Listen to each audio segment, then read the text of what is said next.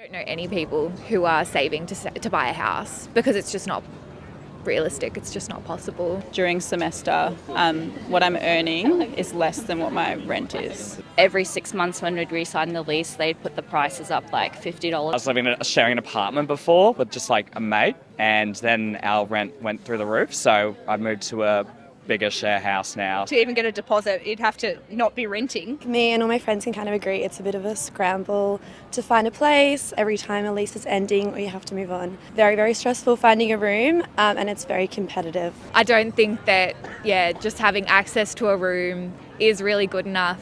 Like, people should be able to find housing and homes that are comfortable for them. Welcome back to Diary of Jen. Today we're going to be going over the rental and housing crisis that I think we have all seen, especially over the last few years. And I probably noticed it after I'm not going to say what it is, but the pandemic. I think the housing and rental market has just exploded after that.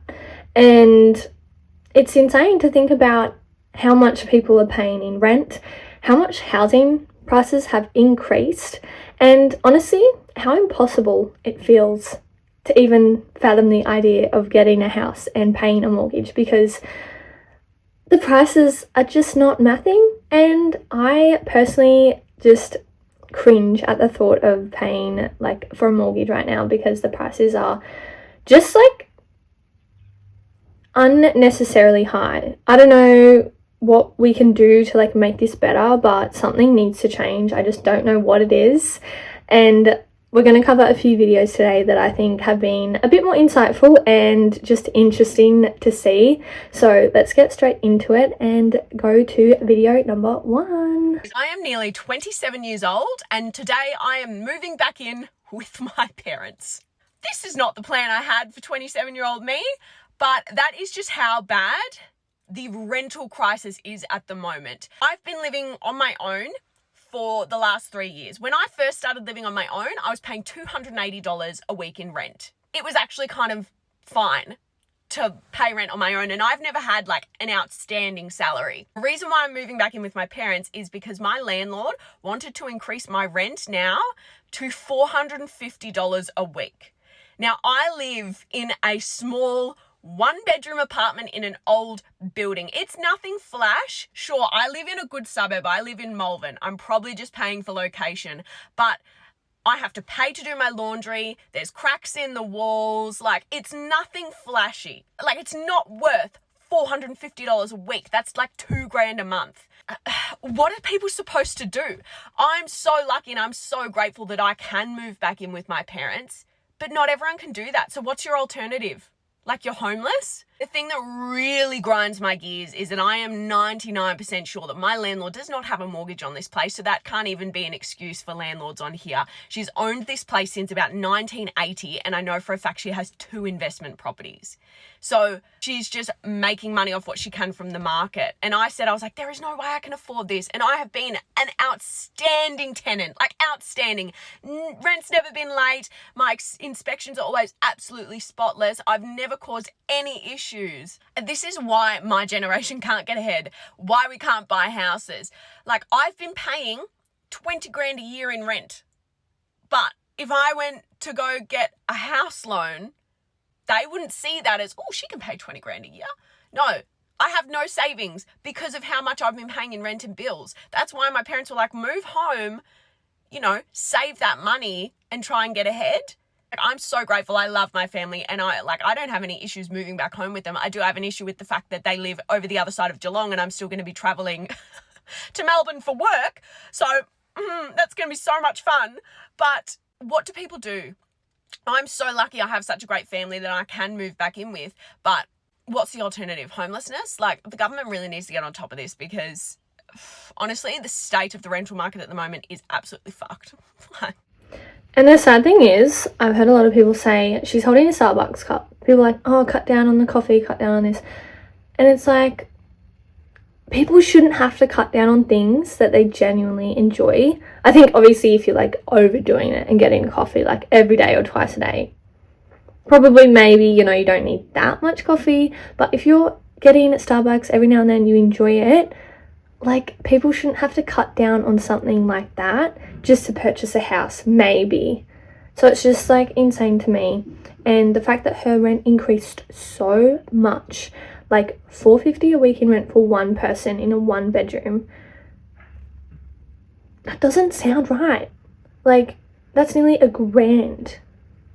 Nearly $1,000 a fortnight. Like, oh my god, it's just too much. Like, something needs to be done. Like, I don't know what it is, because it's just insane.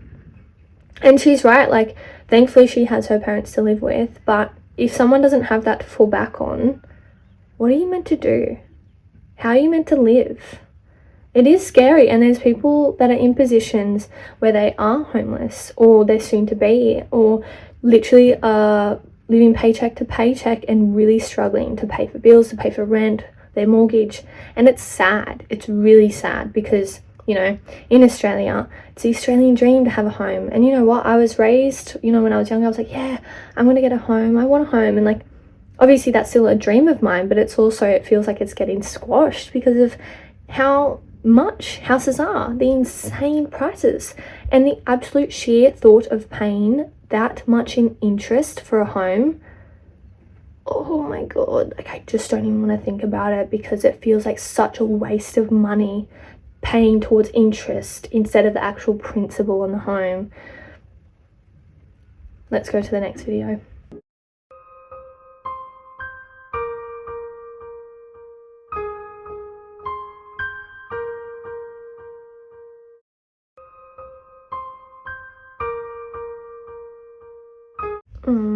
See, that makes me like upset. Like, good on her for like sharing that, because I feel like a lot of people are in like the same boat and are feeling that way, and it's scary. Like, it would be so scary to be in that position and feel like you're stuck and you have no way out. Like, it's just really, really sad, and something needs to be done. Let's go to the next video. So you can't afford a house, so then you need to rent. And the rental prices are so beyond astronomical, because you're paying for someone's mortgage, and someone who perhaps has multiple properties, and you know you'll never get in, and you also don't have any security. So you can be kicked out at any moment. I've got mates who are having their first, second children and are in places where they don't know, how do you do a catchment area? How do you work out where you're going to send them to school if you don't know where you're going to live? And these rental increases are just suffocating, and they're not indexed on how much more we're earning. So there is an enormous amount of resentment, I think. I think the thing that makes the most sense to me is reading a bit about vacancy tax and sort of looking at houses that, the fact we have potentially 1 million houses that are empty, and then we have a whole lot of people who can't find housing, just seems the maths isn't mathing for me. Yep. It's hard, because people who have investment properties right now, like, they can charge pretty well whatever amount they want within the legalities and stuff that they have to follow. And us renters are just like taking the brunt and paying it. And it's just wrong. Like, some of these rental increases I've heard just seem so like insane. Like, you're joking, like this can't be real. And it's hard, because you don't want to, like, you know, make people who have investment properties seem like the bad guys. But if they're the ones who own multiple properties and are charging so much, it can be really hard for people to get to a point where they can be in a position to buy their own house and like have their own mortgage, because they find it so hard to save because of how much rent and bills and groceries are as well. Like, everything that you pay for, insurances for your cars, just everything. And it's like, I can totally understand, and I'm in this boat too. Like, I just feel like it feels so out of reach to even like get a home, but also I really want a home. Do you know what I mean? So it's hard. It's hard. We'll get through it, but it's just shitty. It's just, ugh. So let's go to the next video. I'm convinced that all landlords are bad people. Our rent has gone up $60 a week on our townhouse that is so far out of the city. And we've gone back and said to them, could we perhaps get some aircon in Annalise's room if you're going to charge us $60 more a week? They've come back and said, maybe, we'll think about it. But I have been renting for a while, and sadly, that is not the worst rental story that I have. As my worst rental story / landlord is from the mold of 2022. Back in 2022, I moved into this like really nice inner city apartment, and when I did notice that there was like some water damage in the walls until literally one morning I woke up and my entire room was like covered in mold. And I cleaned all this mold up because I was like, oh my god, I'm gonna get sick. I kid you not, you guys, by the next morning, all of the mold was back. Whenever I tell people this story, it always sounds like a big dramatic, so I'm gonna include photos of the mold. So like, I don't know, viewer discretion advised. It's disgusting. So I told my landlord about it, and their solution was to open a window. I have been spraying this mold with like mold spray every single day, bleaching my entire room. I'm telling them like, hey, I'm getting sick from the living conditions here, and they've said, just open a window. So at the time, the girl that I was dating, she had like come over to help me clean everything because I was having a meltdown. She was a plasterer, and so she came over and helped me clean it all, but she was like, we can clean it as much as we want. What's happened is that this mold is in the walls. Like there's water damage, which has led to mold, and it's just gonna continue to come back until they get it either professionally cleaned or they fully gut it and like fully change all of the, I don't know, plastering? I don't know. I don't speak plaster. And so I said this to my landlord. Did you know what their solution was? To up our rent. I literally couldn't believe it. I was living in this mold infested apartment, and they were like, no worries, doll, your rent is actually gonna be $80 more a week now. And I was like, are you serious? No, obviously I'm leaving. So I did not renew my lease, and I lost so many clothes and furniture to the mold when I moved out because it just wouldn't get cleaned. And then, you won't believe it, this is just like how bad landlords are. They tried to keep my bond, saying that I had left the apartment dirty. I hadn't. I paid for a bond cleaner. You know what was considered dirty? The mold. I was like, no, you are not charging me for the mold that I have spent months cleaning every single day that you have refused to get rid of, that has made me sick. And I contacted the RTA because I was like, this is ridiculous. It's actually like an unsafe living condition. And suddenly, after I contacted the RTA, the bond was returned to my account the very next day. And I've literally like never wanted to own a house. It's just, I don't know, it's just never been like a huge goal of mine. But lately, I'm thinking more and more that I'm going to start saving for them because I just cannot keep living with these people. Oh! That stunned me. That stunned me. I just hate how it's all like in the landlord's power, you know? Like I'm sitting here sweltering and they up the rent. But in this economy, that's apparently way too much to ask for. What a joke. Like, what an actual joke. Some of the stories I've heard of like real estate agents doing stuff like this, it's disgusting. If you do this, you are disgusting. Seriously. That's a human being. And you're asking them to live in conditions that could make them very sick. Mold is literally no joke. You can get so sick. And the fact that they're like, oh, just open a window. Just open a window. Fuck up, fuck up, fuck up, fuck up. Get out! Are you well? Like, you must have no brain cells up there. Because honestly, that is so wrong. I'm glad that she got her bond back. Like, the fact that she even had to do that was ridiculous. Let's go to the next video. Stop scrolling. I have to show you this rental listing on domain.com. So when I first saw this listing from New South Wales, I was like, finally, a landlord that realizes they should charge $0 per week for a house that it looks like it doesn't have a front door and there's maybe structural beams across the front of it. But then I read on and it's so bad. So go to the boring shit at the top, a 3-bedroom family home, great location. But what's the catch? The catch is that the property is currently uninhabitable. Work is required before moving in. If you thought, dear watcher, that the landlord, the owner of the property, would be the one that is paying for those required works, you'd be wrong. Because the landlord does not have the funds to renovate the property. So you get to do it. You get to renovate this person's property with your own money so that you can live in it but own none of it. And then you get to pay them rent for the luxury. What? This, contrary to the suggestion that it's an opportunity for a savvy-minded person, is disgusting. What kind of late-stage capitalism hellscape are we living in where a landlord and a real estate company think that it's acceptable to rent out a property that is not habitable to live in by law and then make the renters pay for it? I would love to know if Domain has like standards that a property has to meet to be listed. I would love to know if this is legal in New South Wales. And I would love to know the ethics and morals of the company iGroup Real Estate that is representing the landlord here and what thought went into their decision to represent this. No, because surely you have standards. So you can't live in the house. They want you to reno the house. It's not yours, like it's someone else's, they own it. Like, sorry? That is is such a joke. Like, honestly, some of these are just so laughable. It's that much of a joke. You just have to laugh because it's like, how is this real? Like, what? I hope no one did that offer, because a savvy-minded person. No. No. So let's go to the next video. Hello, I'd like to rent a property so I have somewhere to live, please. Well, that's excellent to hear, because I've got this wonderful property you might like. It's 1 bedroom, no bathroom, no roof, no ceiling, 1 garage space. I mean, at least I get a garage space. Actually, I'll be using it most of the time for my second car since I live nearby. Oh, right. That seems unfair. How much is the place? It's $800 a week, not including electricity and water. Yeah, surely you can see how that seems unfair, especially during a cost of living crisis. Well, here's a bright idea for you. Maybe if you stop ordering avocado toast and cancel your Netflix membership, you might be able to afford it. Yeah, okay. Well, it's the only thing that seems available, so here, take the $800. Oh, this is embarrassing. It's actually $1,200 now. What? Yeah, I just increased your rent. When? Right now, with no warning. Okay, why? Well, what you've got to understand is we're living in a cost of living crisis right now, so it's really hard for me to make money too. That's evil. What if I just go tell somebody? Good luck with that. The location of this property sucks. The closest train station is a flight away. Right, so I'm basically helpless. Is this how it's going to be forever? Yeah, most likely. Anyway, here's your keys. If you see cameras in the apartment that look like they're spying on you, just ignore them. All right, toodles. What? Oh, it's so bad. Guys. Nah. I'm speechless. Let's go to the next video. My rent is going up an extra $800 a month.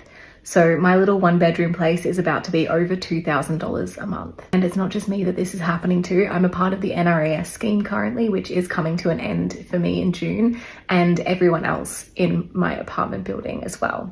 And not just that, the entire scheme is going to be phased out and there will be no one left in the scheme by 2026. So there are about to be a bunch of low-income earners with no access to affordable housing. As if this rental crisis wasn't already hell, it's about to get a whole lot worse. That's so sad. Like, we need to build more houses or something. Like, clearly we don't have enough housing for everyone. It's just beyond a joke, honestly. Next video. Analysis shows this year's high school leavers won't be able to afford a house until they're almost 40 years old. Apparently, teenagers graduating this year in Brisbane will need to save around 21 years to save for a house deposit. There's this screenshot as well where Sydney, it says you need to save around 46 years. And that's where I'm from. I feel like it's so ridiculous right now, and I feel like something needs to come out where they're going to help young people actually afford to buy a home, because the question right now is it even worth buying a home? Why would I spend next 50 years saving for a house? Like, what? Why would I slave around to do that? And even then, it's like if I choose to do rent, have you seen the renting market right now? Everything is so expensive. There's nothing available. You have to pay like $1,000 for like an ugly home. It just doesn't make sense. And I feel like there needs to be some change, because what do you mean 21 years and 46 years to buy a home? No, not to buy a home, to save a deposit for a home. And isn't that so crazy? I was hearing stories where there was literally like nearly hundreds of people, or like lots of people, like 50 people at one inspection for a house. And only one of those are going to get the house or apartment, whatever. That's so scary. And those figures are so scary. Honestly, we just need to help people in general. Everyone needs help with this. Like, you know, we're all in the boat with this housing and rental crisis. It's just... honestly, I just can't even deal. Let's go to the next video. I can't afford my rent and to enjoy my life at the same time, and I think it's pretty fucked. My friends are homeless, they're couch surfing. Oh, we had an increase of $100 weekly. I was relieved that it was only 12%, and that is just crazy. Here in Town Hall today at a rent rally to ask people why they're here and what they would like to see change. So my landlord, you know, they've already paid off their mortgage. They're not actually facing any increased interest rates, but they just decided, oh, well, the property market says that I can increase your rent, and what are you going to do? I got evicted for no grounds a couple of years ago, and it took me 2 months between getting kicked out of that house and finding a new one. I was contacted yesterday by someone who is going to be thrown out of their home on 1 day's notice. I think the government should impose rent freezes. In fact, they should impose caps on rents. End the tax concessions for wealthy landlords. A freeze on rental prices. You can see how much rents have increased beyond just the consumer price inflation. So it's clearly a choice, I think, by property developers and the rich to take advantage of this situation. The fact that you have to choose between filling up your car and buying vegetables is like pretty confronting. It is sad and scary because it's like everyone's sick of it. Everyone's sick of being in this position and feeling like that. And you know, having to choose between fuel and vegetables, like, that is so scary. And that's the world we're living in currently, and it's sad. Let's go to the next video. Welcome back to Real Estate with Rachel. Thanks for sending this one in. This is located in Ipswich. Now, before anyone starts saying that $415 per week is a great price for a 3-bedroom house that could fit a family, shut the fuck up. We're about to see some shit. First of all, I don't take it as a great sign that the best adjective they could come up with for this home is convenient. This home is apparently cozy and well located and has plenty of space for you and your loved ones to call your own. Then we have this disclaimer which says that the rear property is not for rent and that both houses are separately metered. Now, I did do a bit of minor sleuthing and I wasn't actually able to find any evidence of a separate dwelling on this property. And I could be wrong, but it looks like they potentially have divided this house up and someone, hopefully not the landlord, lives in like the back half. Here is the veranda that looks very well maintained and not at all like you could fall through it. Moving inside, and here we have the kitchen. First of all, yes, all of the windows do have bars on them. I'm really hoping that this yellow roof is some kind of horrible design choice and not the result of decades of nicotine staining. Does this kitchen actually have appliances and bench space? Yes, but that doesn't excuse what else we're about to see. First of all, here's another angle of the kitchen, and could they really not even pick up the fucking rubbish? And something that's even more obvious in this photo than the previous one is the state of the walls in here. Why do they look like some kind of patchwork or like the mold is about to break through? I don't know what that is. Now, I don't know who's who in the zoo with these rooms. I don't know what's a living room, what's a bedroom. It doesn't really matter. What does matter is the state of this carpet and the rubbish. And I don't know if it's the quality of the photo or if this room is like pulsing with mold and water damage. Okay, moving on. And this is a good time to tell you that this place is home to the filthiest fans I have ever seen, and we've seen some filthy fucking fans. This isn't even the worst one in the house. In case you wanted a close-up of the rubbish, here it is, and yes, it's exactly what you thought it was, and could they really not have picked this shit up before they took these fucking listing photos and posted them online? These fucking property managers are not even trying anymore. This is literally your one fucking job. This room actually appears to be the cleanest out of all of them. As you can see, it is still very questionable. Moving on to this room, which has the second most disgusting fan in the house. There it is. As you can see, we still have this weird like paneling effect on the wall over here, and don't even try and tell me that these wood panels are like sealed and insulated correctly and that this room's going to be comfortable. Here is a closer look of that disgusting fucking fan. How does a fan even get that dirty? And then you've got the manhole, and what is happening with this wall here? What is that made out of? It also appears that this wall is those wood panels and that they've just kind of been painted over. Now we have this room with the most filthy fan in the whole house. Upon reflection, there's a possibility that this could be the same room as the previous photo, but there are also some differences. Tell me what you think. Here is the fan. Again, I have no fucking idea how this level of black sludge gets on a ceiling fan, or how a property manager could walk into this place, take these photos and put them on the internet and advertise this place for $415 a week and think that this is just fucking okay. Here's a close-up of the ceiling fan. I apologise to anyone who might have been eating when they started watching this video. And whilst we have seen much worse bathrooms in our adventures together, this bathroom is literally fucking carpeted. It's carpet that's like moulding into the boards that are underneath it because there's nothing in between. Look at these stains everywhere. Ugh. $415 a week for that filthy piece of shit. And this is how much they paid for the place in 2016. Don't try and defend them, because if they're willing to have their property listed looking this way, do you really think they're going to pay to have it cleaned before a tenant moves in? Be fucking for real, come on. But yeah, tell me again how this landlord is probably struggling and about how they should be able to make a profit and it's just business. Because that really justifies what we've just seen, doesn't it? If you own an investment property, you are providing a service. And if your investment property looks like this, you're not providing the service people are paying you for, motherfucker.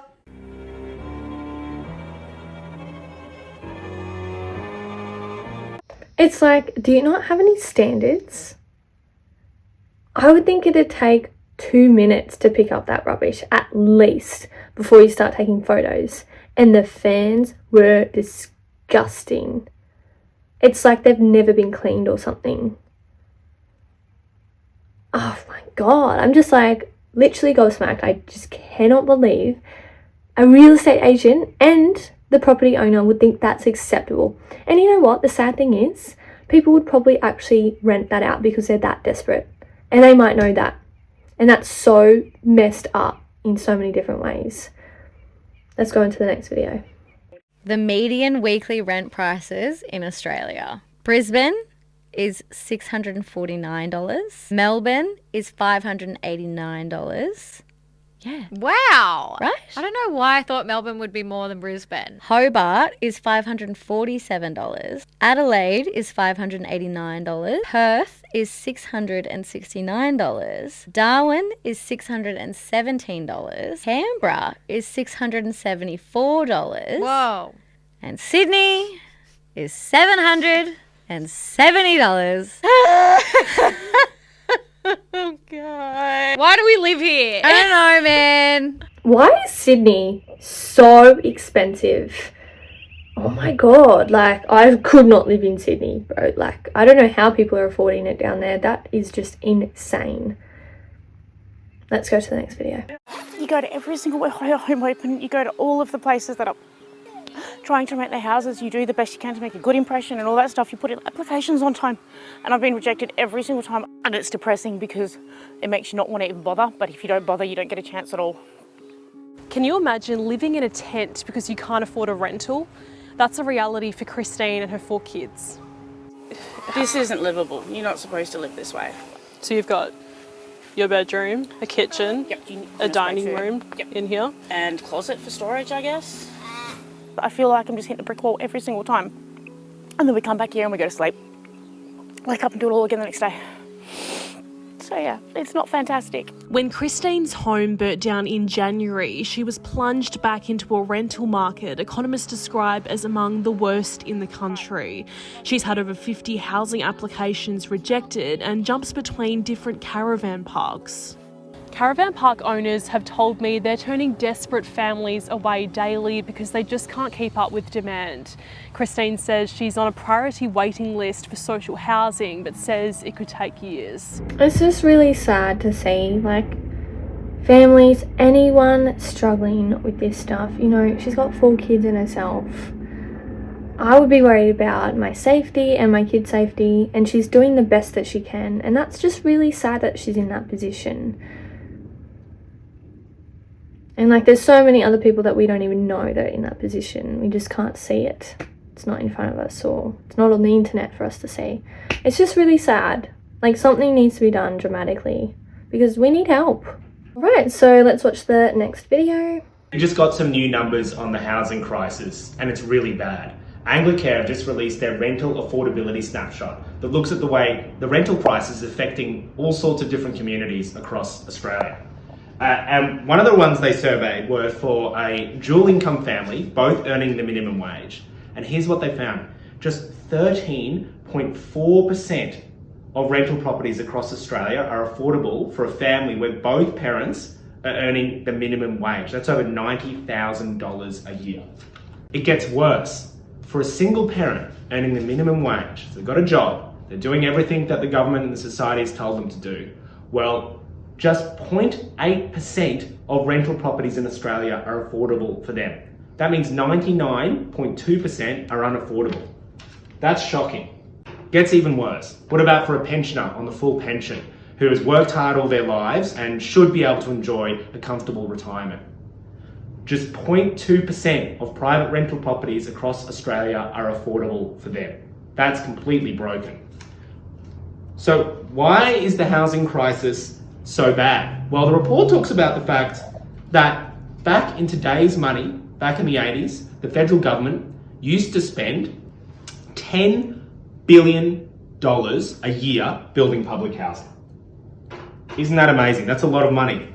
Well, in today's money, that same program, well, the federal government only spends $1.7 billion a year. Instead, they're spending billions of dollars in tax handouts for property investors through negative gearing and the capital gains tax discount and other ways of propping up the private housing market. In fact, they are spending 8 times as much money propping up the private rental market and private housing market as they are on building public and community housing. So what is the solution to the housing crisis? Well, firstly, what we need to do is freeze and cap rent increases.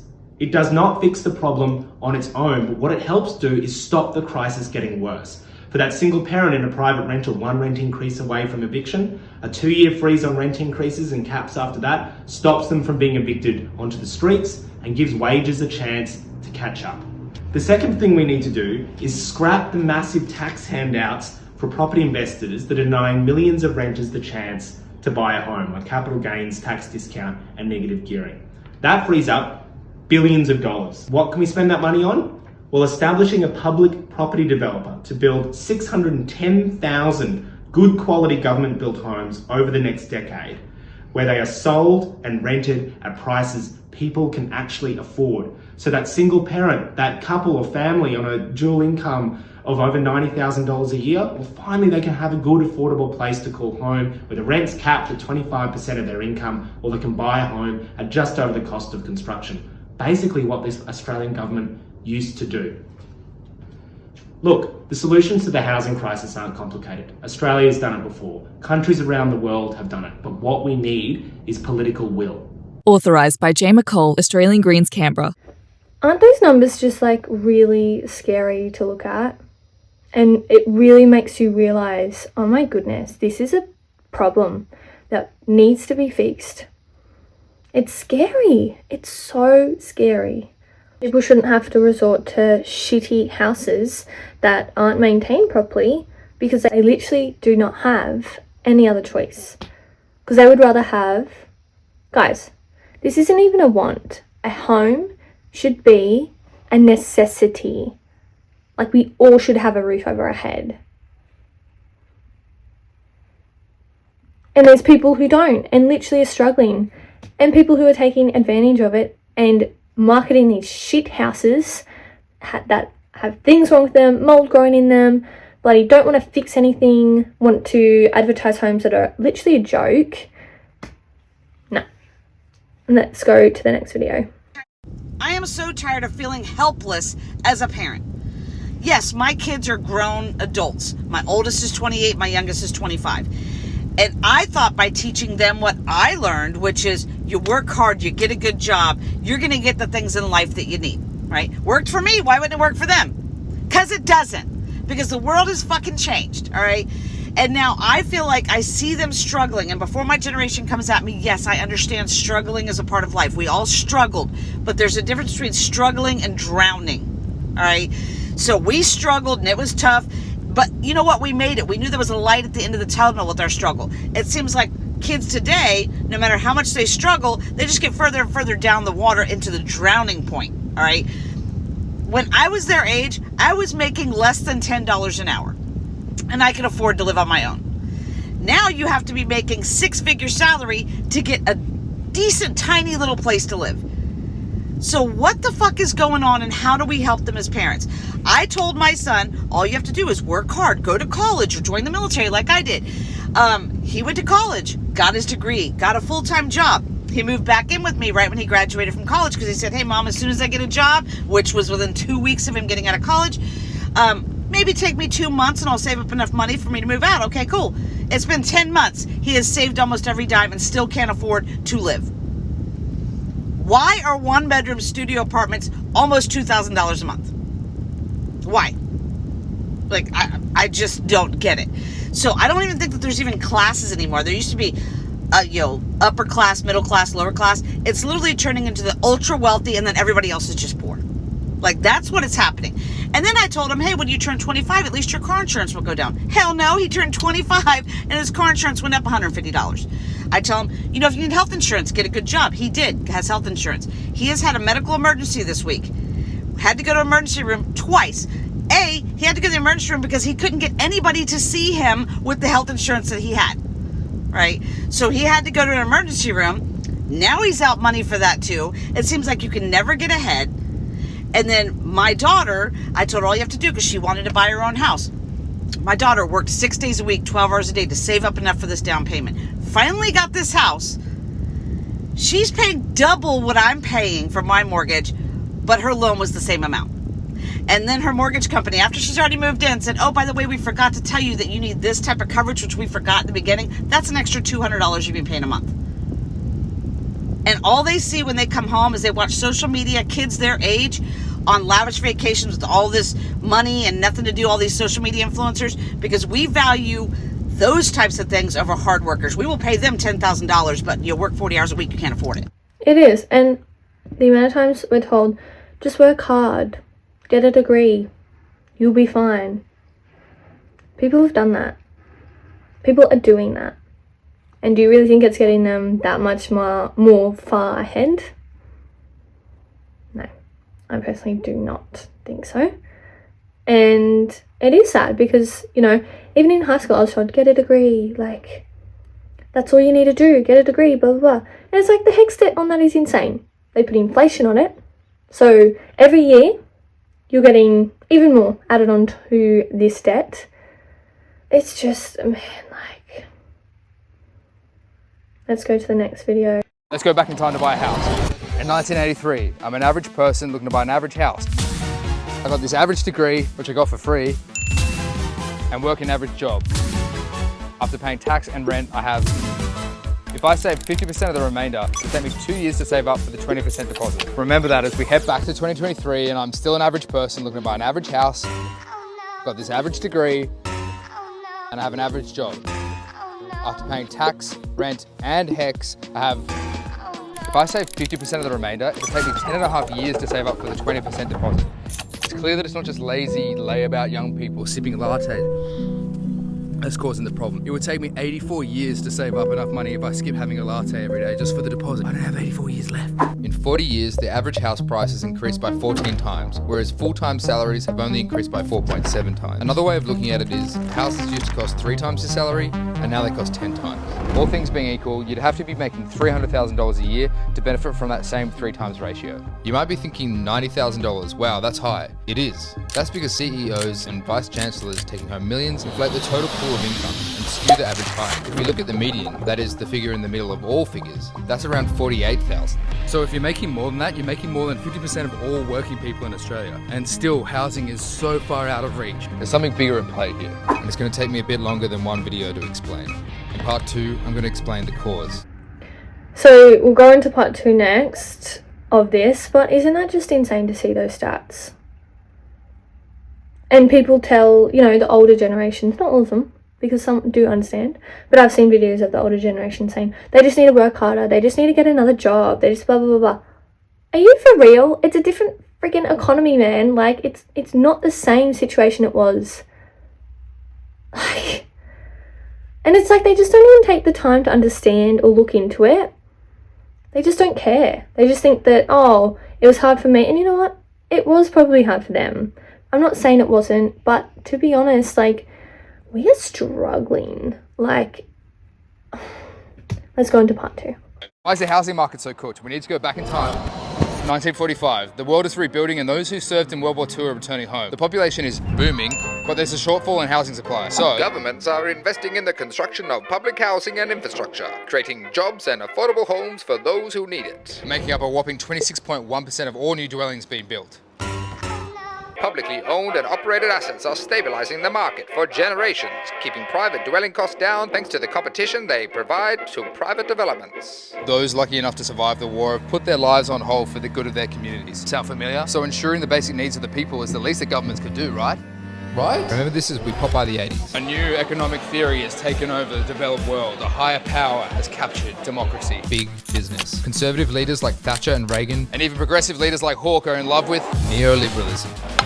views the world as economies first and societies second, which is minimising the role of government and removing safeguards in the belief that free, unregulated markets are more efficient, profitable. Homes become investments. People become resources. Policies become business plans. Back to 2023, and 40 years of neoliberalism has created staggering inequality. Like, holy hell. In Australia, 93% of the economic growth is pocketed by the top 10%, compared to the 50s and 60s, where 96% of the growth went to the bottom 90%. How are we meant to compete with that? Democracy is now pay to play. The people with the deepest pockets now design our policy, not the politicians. Successive neoliberal governments from both sides of politics have defected their responsibility to plan for the future, instead opting to make a quick buck from the sale of our assets. They've sold off public land, roads, air, education, rail, communications, banks, energy, water, natural resources, health, and housing, and leave us to squabble over which generation is to blame. I'm a boomer. Stop boomer bashing. I do agree with you. As much as I've done that myself, I'll admit. All the while, the cost of living continues to grow, and so do profits, and the revolving door between politics and big business continues to spin. We're in a housing crisis, yet the government is only committed to building an average of 4,000 new affordable homes a year. If we built at the same per capita rate as we did in the 60s, it would be 150,000. The neoliberal experiment has failed. That guy on TikTok, Jack, actually shared some pretty interesting content if you wanted to go have a look at it. I'll link his TikTok below. It's like Jack_Tui or something. But I think his content is really like interesting. I like the way he lays it out as well. But isn't that just insane? Those stats, I'm just like, what? Just crazy. And the next video that we're going to watch is interesting. So buckle up for this one, because oh my goodness, when I saw this video I was like, damn girl, she broke it down really well. So let's get into it. Have you seen that video floating around of Peter Dutton talking about buying his first home at the age of 19? My name is Rach, I'm an investment analyst, and I am going to talk you through his number set and tell you why it's impossible to do today what he did then. But let's have a look at the video first. Diligently over those years, and it allowed me to put together a deposit for a house, and I bought my first home at age 19, one of my proudest achievements. Okay, so first of all, over what years? You were 19 when you bought your first house. You didn't save over the years, okay? You were 19 years old. Now, Peter Dutton went to Police Training Academy for a year, and then he was in the cops. So I prepared a spreadsheet so we can have a look at these numbers to see why you couldn't do that today. I'm so proud of myself for this. It's honestly the most obvious thing in the world once you see the numbers written down. So I've got the numbers that Peter Dutton had in September 1990, and then I'll move myself here for 2025. So Peter Dutton purchased at a 19-year-old. I checked the records. It was actually 20. Anyway, $93,000 was the purchase price of a 2-bedroom unit in Yeronga, which is a waterside suburb in Brisbane. Now, at that point in time, stamp duty in Queensland was only 1%. Now it's 3.8% of the property value. So what he would have had to say to do that deal is 10% plus your 1% for stamp duty. So the required deposit for him would have been $10,230. Now, at that point in time, the Bob Hawke government had a first homeowners grant of $7,000 per person. So he received this first homeowners grant of $7,000. Now, as a percentage of the purchase price, that $7,000 actually is 8% of the purchase price. So he only had to save whatever's left, right, which is 3%. Because remember, you only need 10% plus stamp duty, and at that time, stamp duty was 1%. So he only needed 11%, and the government gave him 8%. So he only had to save 3%, which is $3,230. And you might say, well, back in the day, $3,000 was a lot of money. Was it? Let's look at it relative to what he was earning at that time. Now, at that point in time in 1990, and still to this day, when you train to be a policeman, you get paid a full wage as opposed to any other training program. So he was earning $20,000 when he was training.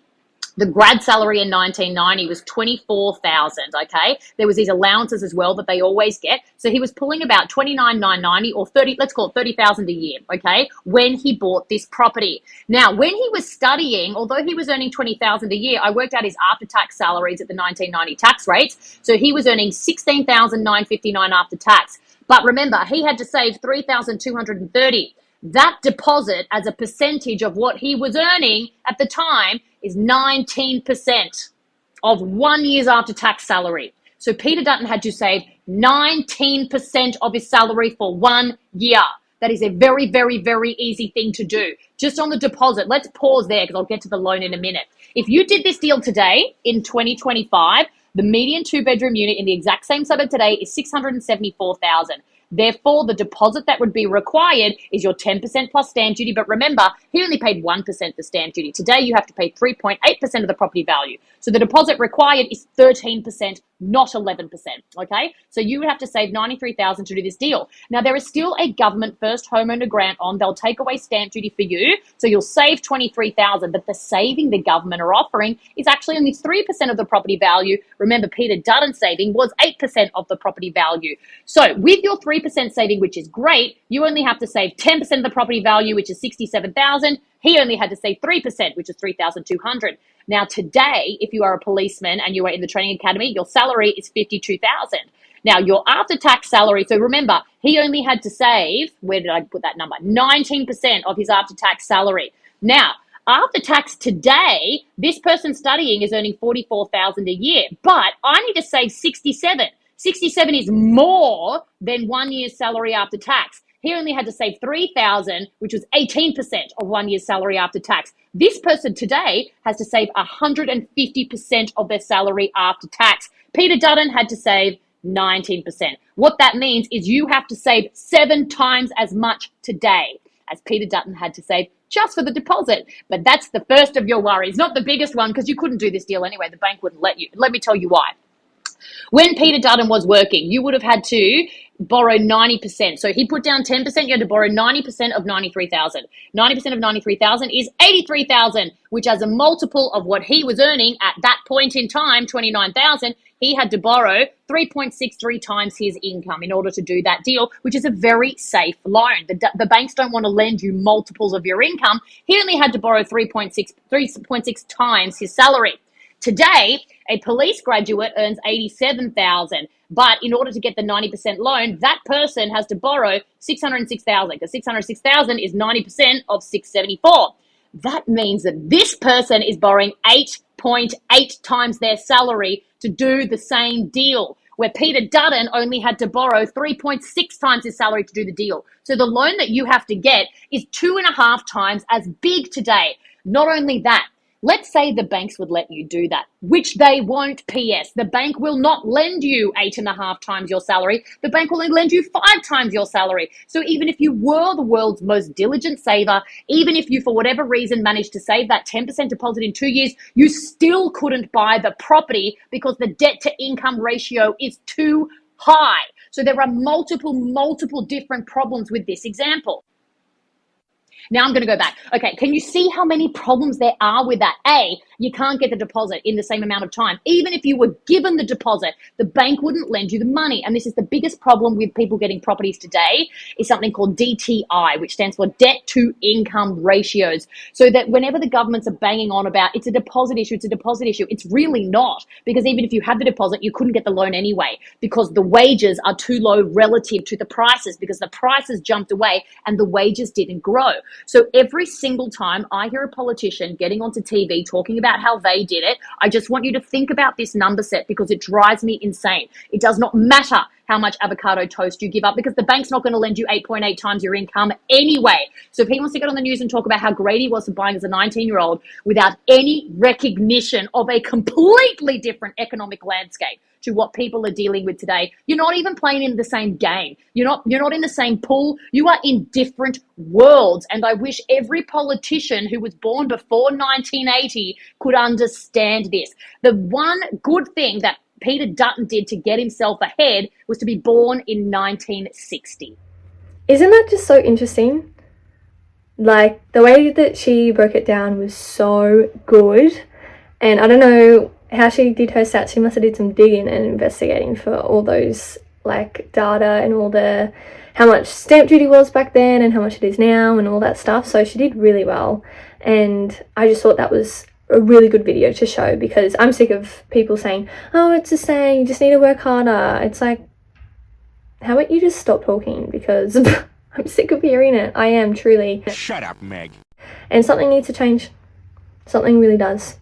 So thanks so much for tuning in today. I really appreciate having your support. Don't forget to subscribe if you want to see similar content. Let me know what you want to see. Comment below. And, you know, comment if you feel comfortable enough your personal situation and what you think about this as well. Like, Have you had people in a similar situation? Are you in a similar situation? I personally just think it's a joke, like something needs to change. So I hope to see you next time. Have an amazing rest of your day. Bye.